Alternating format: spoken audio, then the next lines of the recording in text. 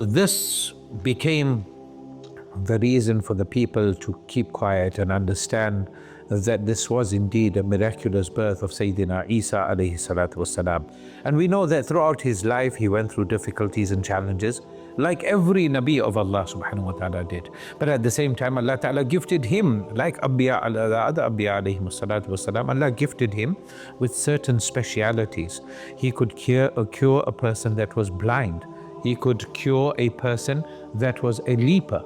He could cure a person that even if a person had passed away, with the permission of Allah Ta'ala, he had the ability to bring them back to life. Yeah?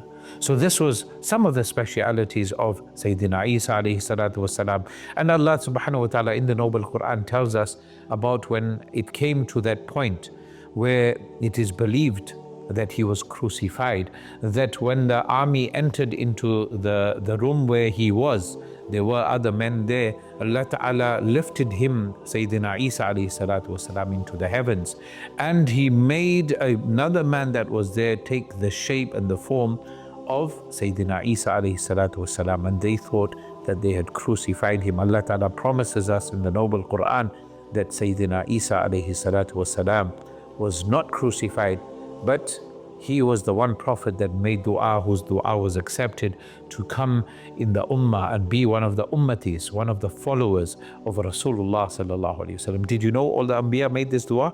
They wanted to be in this ummah, the same ummah that you and me are in. Subhanallah. We, without making dua, Allah Ta'ala has blessed us to be amongst the ummatis of Rasulullah sallallahu alaihi wasallam.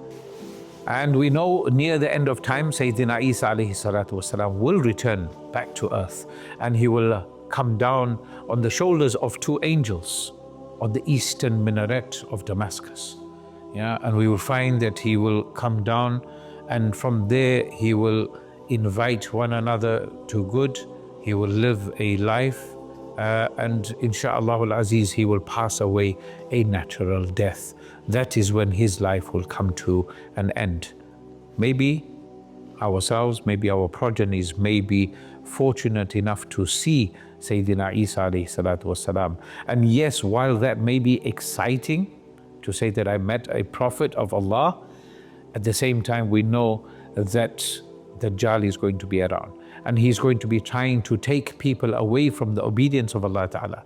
They say in his hands what he possesses as Jannah will actually be Jahannam, and what he possesses as Jahannam will actually be Jannah.